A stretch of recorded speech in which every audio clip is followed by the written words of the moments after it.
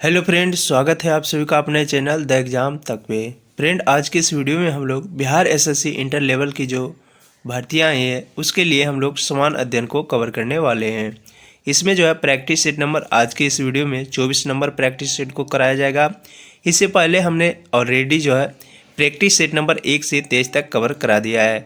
अगर आप लोग अभी तक नहीं देखे और बिहार एसएससी की तैयारी कर रहे हैं तो आप लोग जो है प्रैक्टिस सेट नंबर 1 से 23 तक ज़रूर देख ले।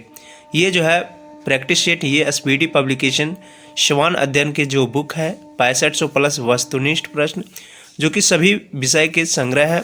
इसमें जो है हम लोग प्रैक्टिस सेट के माध्यम से सभी को कवर करा रहे हैं, तो आप लोग जो है वीडियो को ज़रूर देखिएगा। तो चलिए फ्रेंड, अब हम लोग वीडियो को स्टार्ट करते हैं। पहला प्रश्न है कि कार्बन का अपरूप कौन है। कार्बन के अपरूप की बात करें तो हीरा और ग्रेफाइट ये दोनों जो है कार्बन के अपरूप हैं। कार्बन के ये दोनों जो है अपरूप हैं, तो ऑप्शन सी इसका राइट आंसर हो जाएगा, ए और बी, हीरा और ग्रेफाइट। अगला प्रश्न है कि पेंसिल का शीशा किसका बना होता है। पेंसिल के शीशा की बात करें तो पेंसिल का शीशा जो है ये ग्रेफाइट का बना होता है। ग्रेफाइट, ऑप्शन सी इसका राइट आंसर हो जाएगा। अगला प्रश्न है कि कपूर को शुद्ध कैसे किया जाता है। कपूर को शुद्ध की बात करें तो उदरपातन विधि द्वारा जो है कपूर को शुद्ध किया जाता है। भूपर्पटी पर सर्वाधिक मात्रा में पाए जाने वाला तत्व कौन है। भूपर्पटी पर सर्वाधिक मात्रा में पाए जाने वाला तत्व जो कि ऑक्सीजन है। ऑक्सीजन, ऑप्शन सी इसका राइट आंसर हो जाएगा। ऑक्सीजन जो कि भूपर्पटी पर सर्वाधिक मात्रा में पाए जाने वाला तत्व है। तांबा का निष्कर्षण किससे होता है।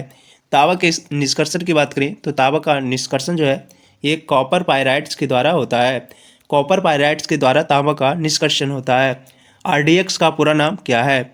आरडीएक्स की बात करें तो आरडीएक्स का पूरा नाम जो है research and development explosive. Research and development explosive ये जो है आरडीएक्स का पूरा नाम है। अगला प्रश्न है डीडीटी किससे बनाया जाता है। डीडीटी की बात करें तो डीडीटी जो है ये क्लोरल के द्वारा बनाया जाता है, तो क्लोरल, ऑप्शन से इसका राइट आंसर हो जाएगा। अगला प्रश्न है कि डायनामाइट का प्रमुख अयस्क क्या है।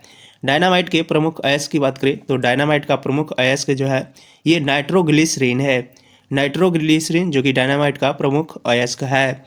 अगला प्रश्न है कि पीतल किसका बना होता है। पीतल की बात करें तो पीतल मिश्र धातु जो है पीतल ये तांबा और जस्ता का मिश्रण है। तांबा और जस्ता का मिश्र धातु जो कि पीतल है।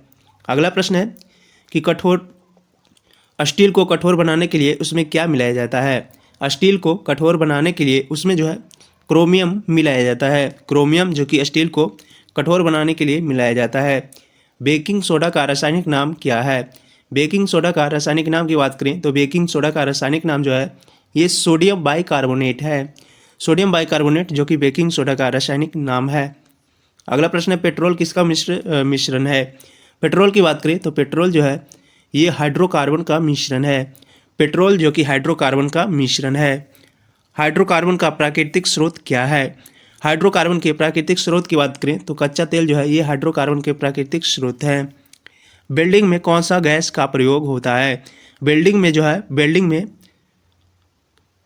वेल्डिंग में ऑक्सीजन और एसिटिलीन ये दोनों का प्रयोग जो है वेल्डिंग में किया जाता है, तो इसका राइट आंसर जो है वो डी हो जाएगा, ए और बी दोनों। अगला प्रश्न है कि गोताखोर सांस लेने के लिए किस गैस का प्रयोग करते हैं। गोताखोर सांस लेने के लिए जो है ये हीलियम और ऑक्सीजन ये दोनों गैस का प्रयोग करते हैं, तो ऑप्शन सी इसका राइट आंसर हो जाएगा, हीलियम और ऑक्सीजन गैस। अगला प्रश्न है कि हृदय का पहला प्रतिस्थापन किनके द्वारा किया जाता है। हृदय का पहला प्रतिस्थापन जो है ये डॉक्टर क्रिश्चियन बर्नार्ड के द्वारा किया गया था। डॉक्टर क्रिश्चियन बर्नार्ड के द्वारा जो है हृदय का पहला प्रतिस्थापन किया गया था। अगला प्रश्न है सबसे बड़ा स्तनी कौन है। सबसे बड़ा स्तनी की बात करें तो सबसे बड़ा स्तनी जो है ये नील व्हेल है।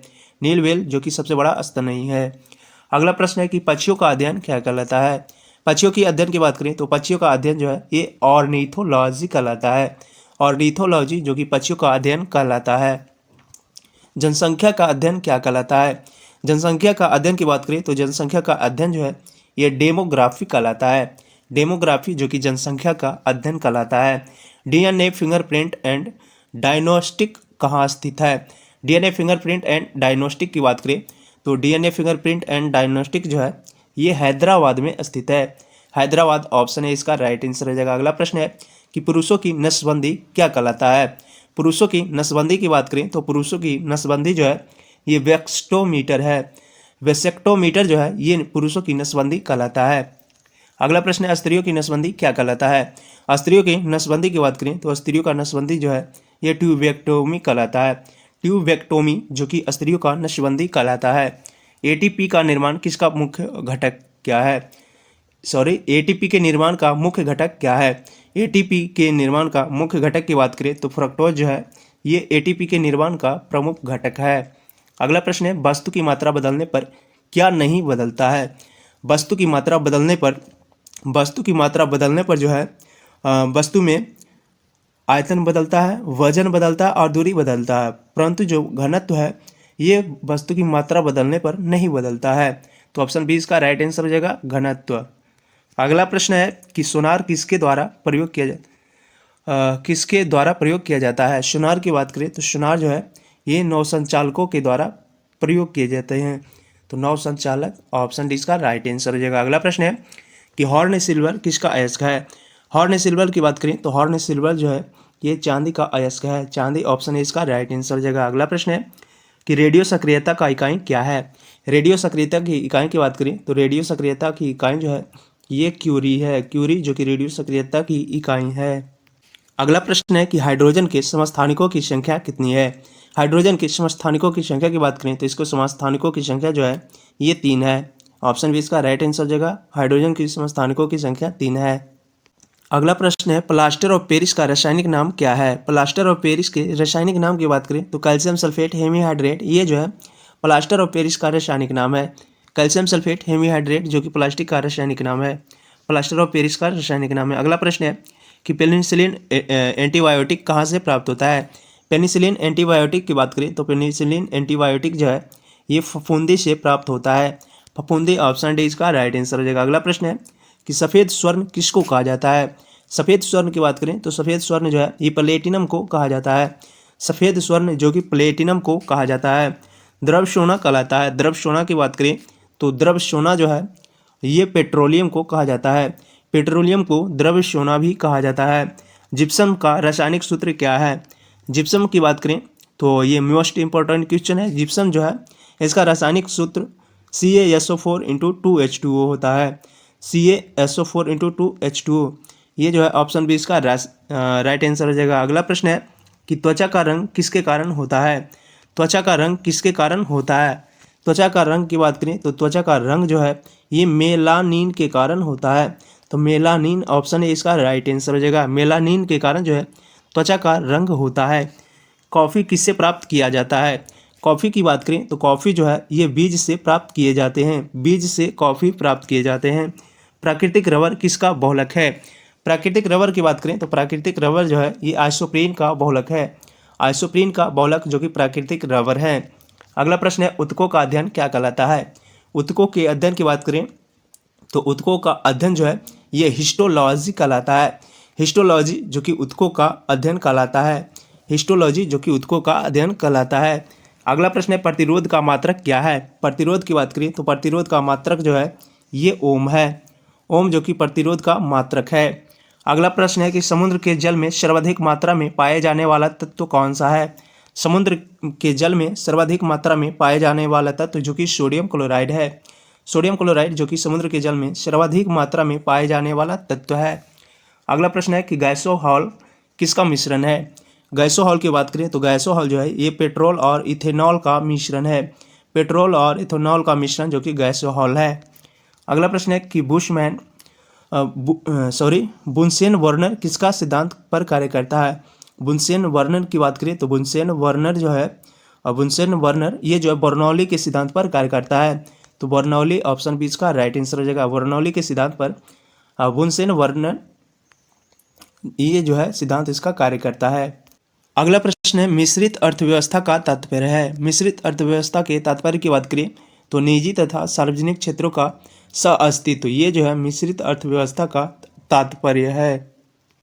अगला प्रश्न है कि राष्ट्रीय आय की गणना कौन करता है। राष्ट्रीय आय की गणना की बात करें तो राष्ट्रीय आय की गणना जो है ये केंद्रीय सांख्यिकी कार्यालय के द्वारा किया जाता है। केंद्रीय सांख्यिकी कार्यालय के द्वारा राष्ट्रीय आय की गणना किया जाता है। अगला प्रश्न है प्राथमिक क्षेत्र के अंतर्गत कौन एक नहीं आता है। प्राथमिक क्षेत्र के अंतर्गत आने की बात करें तो प्राथमिक क्षेत्र के अंतर्गत जो है ये खनन, वानिकी और कृषि, ये सभी जो है प्राकृतिक क्षेत्र के अंतर्गत आता है। और ये विद्युत की बात करें तो ये जो है प्राकृतिक क्षेत्र प्राथमिक क्षेत्र के अंतर्गत नहीं आता है। अगला प्रश्न है कि द्वितीयक क्षेत्र के अंतर्गत कौन नहीं आता है। द्वितीयक क्षेत्र के अंतर्गत आने की बात करें तो विनिर्माण, विद्युत और जलपूर्ति, ये सभी जो है द्वितीयक क्षेत्र के अंतर्गत आते हैं। लेकिन परिवहन जो है ये द्वितीय क्षेत्र के अंतर्गत नहीं आते हैं। तो परिवहन ऑप्शन डी इसका राइट आंसर हो जाएगा। अगला प्रश्न है कि तृतीयक क्षेत्र के अंतर्गत कौन नहीं आते हैं। तृतीयक क्षेत्र के अंतर्गत आने की बात करें तो बैंकिंग, होटल, सेवा क्षेत्र, ये सभी जो है तृतीयक क्षेत्र के अंतर्गत आते हैं। लेकिन पशुपालन जो है ये तृतीय क्षेत्र के अंतर्गत नहीं आते। पशुपालन जो है ये प्राथमिक क्षेत्र के अंतर्गत आते हैं। तो ऑप्शन ए इसका राइट आंसर हो जाएगा। अगला प्रश्न है कि अर्थशास्त्र का जनक किसे कहा जाता है। अर्थशास्त्र के जनक की बात करें तो अर्थशास्त्र का जनक जो है ये एडम स्मिथ को कहा जाता है। Adam Smith. अगला प्रश्न है कि थर्ड वर्ल्ड के नाम से किसे जाना जाता है। थर्ड वर्ल्ड के नाम से जो है ये विकासशील देश को जाना जाता है। विकासशील देश को जो है थर्ड वर्ल्ड के नाम से जाना जाता है। विश्व का सबसे बड़ी अर्थव्यवस्था है। विश्व की सबसे बड़ी अर्थव्यवस्था की बात करें तो विश्व की सबसे बड़ी अर्थव्यवस्था जो है ये अमेरिका की है। America, USA. ऑप्शन डी इसका राइट आंसर हो जाएगा। अगला प्रश्न है कि पूंजीवादी अर्थव्यवस्था का जनक किससे माना जाता है। पूंजीवादी अर्थव्यवस्था का जनक जो है ये अमेरिका को माना जाता है। अमेरिका को पूंजीवादी अर्थव्यवस्था का जनक माना जाता है। उद्योग किस क्षेत्र के अंतर्गत आता है।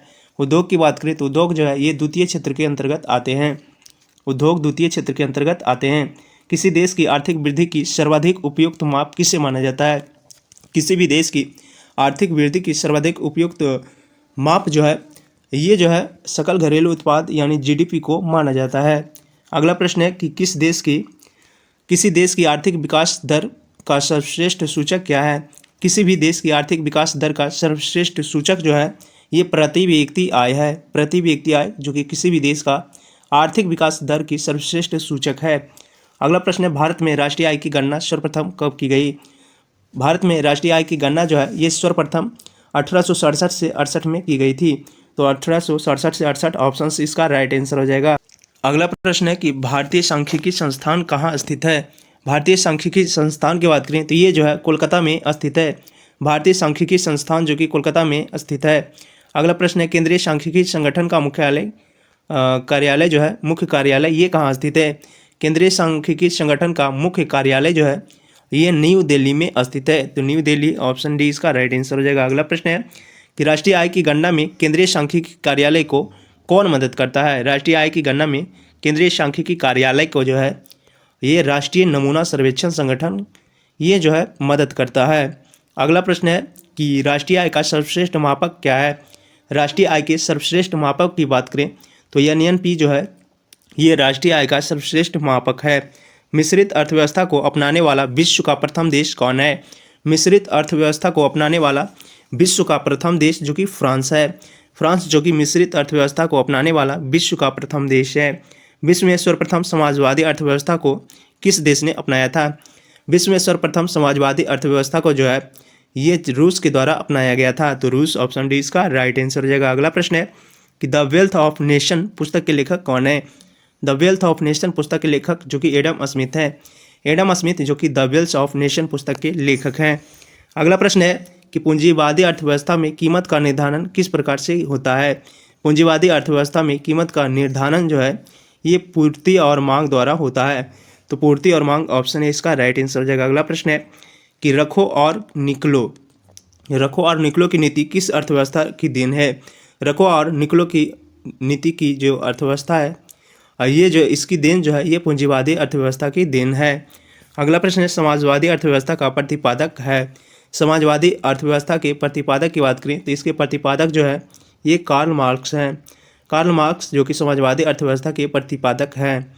अगला प्रश्न है हिंदू वृद्धि दर की अवधारणा के प्रतिपादक थे। हिंदू वृद्धि दर की अवधारणा के प्रतिपादक जो है ये प्रो डॉक्टर कृष्ण सिंह थे।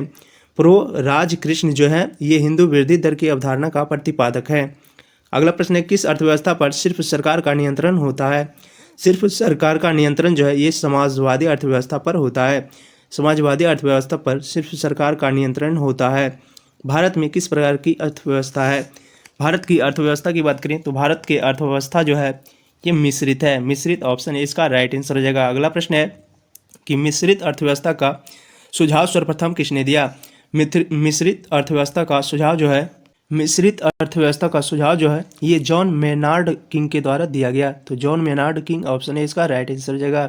अगला प्रश्न है मिश्रित अर्थव्यवस्था कब प्रारंभ हुई थी? मिश्रित अर्थव्यवस्था की बात करें तो मिश्रित अर्थव्यवस्था जो है ये 1948 में प्रारंभ हुई थी। तो 1948 ऑप्शन से इसका राइट आंसर हो जाएगा। अगला प्रश्न है कि बंद अर्थव्यवस्था का अर्थ क्या है? बंद अर्थव्यवस्था का अर्थ की बात करें तो आयात निर्यात दोनों बंद होना, ये जो है बंद अर्थव्यवस्था का जो है अर्थ है। अगला प्रश्न है कि मानव विकास सूचकांक का प्रतिपादन किसने किया था? मानव विकास सूचकांक का प्रतिपादन जो है ये महबूब उल हक के द्वारा किया गया था। तो महबूब उल हक ऑप्शन बी इसका राइट आंसर हो जाएगा। अगला प्रश्न है कि मानव विकास रिपोर्ट कौन जारी करता है? मानव विकास रिपोर्ट की बात करें तो मानव विकास रिपोर्ट जो है ये यूएनडीपी जारी करता है। तो यूएनडीपी ऑप्शन है इसका राइट आंसर हो जाएगा। अगला प्रश्न है कि मानव विकास सूचकांक आकलन का आधार क्या नहीं है? मानव विकास सूचकांक के आकलन के आधार की बात करें तो इसका आकलन का आधार जो है ये जीवन प्रत्याशा, शिक्षा का स्तर और प्रति व्यक्ति आय, ये सभी जो है मानव विकास सूचकांक का आकलन है। परंतु कुपोषण जो है ये मानव विकास सूचकांक का आकलन नहीं है। तो कुपोषण ऑप्शन डी इसका राइट आंसर हो जाएगा। अगला प्रश्न है कि भारत की पहली बार मानव विकास रिपोर्ट कब जारी किया गया? भारत में पहली बार मानव विकास रिपोर्ट जो है ये 2002 में जारी किया गया। तो 2002 ऑप्शन बी इसका राइट आंसर हो जाएगा। अगला प्रश्न है कि भारत में मानव विकास रिपोर्ट कौन जारी करता है? भारत में मानव विकास रिपोर्ट जो है ये नीति आयोग जारी करता है। तो नीति आयोग ऑप्शन सी इसका राइट आंसर हो जाएगा। अगला प्रश्न है कि ग्रामीण क्षेत्र में एक व्यक्ति के प्रतिदिन भोजन में कितना कैलोरी होना चाहिए? ग्रामीण क्षेत्र में एक व्यक्ति के प्रतिदिन भोजन में कैलोरी की मात्रा जो है ये 2400 कैलोरी होना चाहिए। तो 2400 कैलोरी ऑप्शन डी इसका राइट आंसर हो जाएगा। अगला प्रश्न है कि केंद्रीय सांख्यिकी संगठन की स्थापना कब हुई थी? केंद्रीय सांख्यिकी संगठन की स्थापना जो है ये 1951 में हुई थी। 1951 ऑप्शन बी इसका राइट आंसर हो जाएगा। अगला प्रश्न है कि सुरेश तेंदुलकर समिति का संबंध किससे है? सुरेश तेंदुलकर समिति का संबंध की बात करें तो इसका संबंध जो है ये गरीबी निर्धारण से है। गरीबी निर्धारण ऑप्शन ए इसका राइट आंसर हो जाएगा। अगला प्रश्न है कि धन निष्कासन सिद्धांत के प्रतिपादक हैं। धन निष्कासन सिद्धांत के प्रतिपादक जो है ये दादा भाई नौरोजी हैं। दादा भाई नौरोजी ऑप्शन डी इसका राइट आंसर हो जाएगा। अगला प्रश्न है कि हिंदू वृद्धि दर किससे संबंधित है? हिंदू वृद्धि दर की बात करें तो हिंदू वृद्धि दर जो है ये राष्ट्रीय आय से संबंधित है। राष्ट्रीय आय ऑप्शन है इसका राइट आंसर हो जाएगा। अगला प्रश्न है सर्वोदय योजना को किसने प्रस्तुत किया था? सर्वोदय योजना की बात करें तो सर्वोदय योजना को जो है ये जयप्रकाश नारायण जी के द्वारा प्रस्तुत किया गया था। जयप्रकाश नारायण जी के द्वारा सर्वोदय योजना को प्रस्तुत किया गया था। अगला प्रश्न है कि भारत में सर्वप्रथम आर्थिक नियोजन से संबंधित विचार किसने दिया था? भारत में सर्वप्रथम आर्थिक नियोजन से संबंधित विचार जो है ये महात्मा गांधी जी के द्वारा दिया गया था। तो महात्मा गांधी ऑप्शन बी इसका राइट आंसर हो जाएगा। अगला प्रश्न है चक्रीय बेरोजगारी कहाँ पाई जाती है? चक्रीय बेरोजगारी की बात करें तो चक्रीय बेरोजगारी जो है ये विकसित देशों में पाई जाती है। विकसित देशों में चक्रीय बेरोजगारी पाई जाती है। योजना आयोग का गठन कब किया गया था?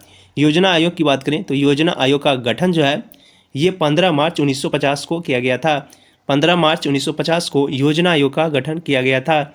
योजना आयोग के प्रथम उपाध्यक्ष कौन थे? योजना आयोग के प्रथम उपाध्यक्ष जो है ये गुलजारी लाल नंदा थे। योजना आयोग के प्रथम उपाध्यक्ष जो कि गुलजारी लाल नंदा जी थे। अगला प्रश्न है योजना आयोग के अंतिम उपाध्यक्ष कौन थे?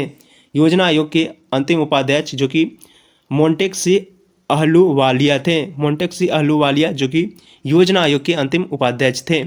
अगला प्रश्न है आर्थिक नियोजन किस सूची के विषय है? आर्थिक नियोजन की बात करें तो आर्थिक नियोजन जो है ये समवर्ती सूची के विषय है। समवर्ती सूची के विषय जो कि आर्थिक नियोजन है।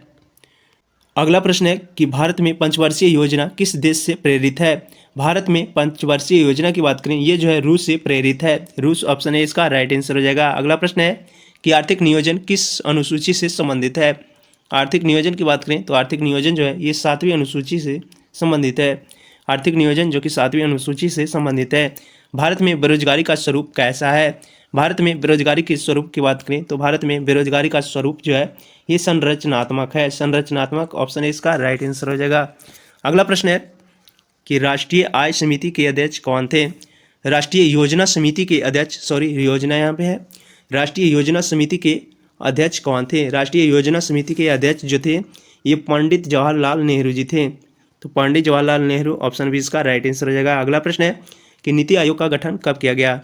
नीति आयोग का गठन की बात करें तो नीति आयोग का गठन जो है ये 1 जनवरी 2015 को किया गया था। नीति आयोग का गठन 1 जनवरी 2015। अगला प्रश्न है कि राष्ट्रीय रोजगार गारंटी कार्यक्रम शुरू करने वाला प्रथम राज्य कौन है? राष्ट्रीय रोजगार गारंटी कार्यक्रम शुरू करने वाला प्रथम राज्य जो है ये महाराष्ट्र है। महाराष्ट्र, ऑप्शन बी इसका राइट आंसर हो जाएगा। अगला प्रश्न है नीति आयोग का अध्यक्ष कौन होता है? नीति आयोग के अध्यक्ष की बात करें तो नीति आयोग का अध्यक्ष जो है ये प्रधानमंत्री होते हैं। प्रधानमंत्री जो कि नीति आयोग के अध्यक्ष होते हैं। संरचनात्मक बेरोजगारी किस प्रकार की होती है? संरचनात्मक बेरोजगारी की बात करें तो ये जो है दीर्घकालीन बेरोजगारी होती है। दीर्घकालीन जो कि संरचनात्मक बेरोजगारी होती है। अगला प्रश्न है पंचवर्षीय योजना के प्रारूप का अनुमोदन तथा अंतिम स्वीकृति कौन प्राप्त करता है? पंचवर्षीय योजना के प्रारूप के अनुमोदन तथा अंतिम स्वीकृति जो है ये राष्ट्रीय विकास परिषद तैयार करता है। तो राष्ट्रीय विकास परिषद जो है ये अंतिम स्वीकृति इसका प्रदान करता है। अगला प्रश्न है नीति आयोग के प्रथम उपाध्यक्ष कौन थे? नीति आयोग के प्रथम उपाध्यक्ष जो है ये अरविंद पनगड़िया थे। अरविंद पनगड़िया जो कि नीति आयोग के प्रथम उपाध्यक्ष थे। नरेगा का नाम परिवर्तित करके मनरेगा कब किया गया? नरेगा का नाम परिवर्तित करके मनरेगा जो है इसकी मनरेगा नाम जो है ये 2 अक्टूबर 2009 को किया गया था। 2 अक्टूबर 2009 को नरेगा का नाम परिवर्तित करके मनरेगा कर दिया गया था। अगला प्रश्न है ग्रामीण क्षेत्रों में पाए जाने वाली बेरोजगारी किस प्रकार की होती है? ग्रामीण क्षेत्रों में पाए जाने वाली बेरोजगारी जो है ये मौसमी एवं अदृश्य बेरोजगारी होती है। मौसमी एवं अदृश्य, ऑप्शन इसका राइट आंसर हो जाएगा। अगला प्रश्न है कि राष्ट्रीय ग्रामीण रोजगार गारंटी अधिनियम यानी नरेगा जो है इसका शुभारंभ कब हुआ था? नरेगा की बात करें तो नरेगा का शुभारंभ जो है ये 2 फरवरी 2006 को हुआ था। नरेगा का शुभारंभ 2 फरवरी 2006 को हुआ था। अगला प्रश्न है कि भारत में पंचवर्षीय योजना के क्रियान्वयन का दायित्व किस पर होता है? भारत में पंचवर्षीय योजना के क्रियान्वयन का दायित्व जो है ये केंद्र और राज्य सरकार दोनों के बीच होता है। तो ये और भी ऑप्शन डी इसका राइट आंसर हो जाएगा। केंद्र और राज्य सरकार के बीच जो है भारत में पंचवर्षीय योजना के क्रियान्वयन का दायित्व होता है। अगला प्रश्न है प्रथम पंचवर्षीय योजना का मुख्य उद्देश्य था। प्रथम पंचवर्षीय योजना के मुख्य उद्देश्य की बात करें तो कृषि विकास जो है ये प्रथम पंचवर्षीय योजना का मुख्य उद्देश्य था। भारत में कृषि क्षेत्र में किस प्रकार की बेरोजगारी पाई जाती है? भारत में कृषि क्षेत्र में बेरोजगारी की बात करें तो प्रच्छन्न बेरोजगारी ये जो है भारत में कृषि क्षेत्र में अधिक पाई जाती है। प्रथम वित्त आयोग का गठन कब किया गया? प्रथम वित्त आयोग के गठन की बात करें तो प्रथम वित्त आयोग का गठन जो है ये 1951 में किया गया। अगला प्रश्न है कि राष्ट्रीय विकास परिषद के अध्यक्ष कौन होता है? राष्ट्रीय विकास परिषद के अध्यक्ष की बात करें तो प्रधानमंत्री जो है ये राष्ट्रीय विकास परिषद के अध्यक्ष होते हैं। सुपर कैबिनेट के नाम से किसे जाना जाता है? सुपर कैबिनेट की बात करें तो सुपर कैबिनेट के नाम से जो है ये राष्ट्रीय विकास परिषद को जाना जाता है। राष्ट्रीय विकास परिषद को सुपर कैबिनेट के नाम से जाना जाता है। अगला प्रश्न है कि द्वितीय पंचवर्षीय योजना किस मॉडल पर आधारित थी? द्वितीय पंचवर्षीय योजना की बात करें तो ये जो है पीसी मानलोविश मॉडल पर आधारित थी और प्रथम पंचवर्षीय योजना जो कि हेरा-डोमर मॉडल पर आधारित थी। यहाँ पे द्वितीय पंचवर्षीय योजना पूछा है तो ये जो है पीसी मानलोविश मॉडल पर आधारित थी। अगला प्रश्न है कि 7वें वेतन आयोग का गठन कब किया गया? 7वें वेतन आयोग की बात करें तो 7वें वेतन आयोग का गठन जो है ये 2014 में किया गया था। 7वें वेतन आयोग का गठन 2014 में किया गया था। वित्त आयोग के प्रथम अध्यक्ष कौन थे?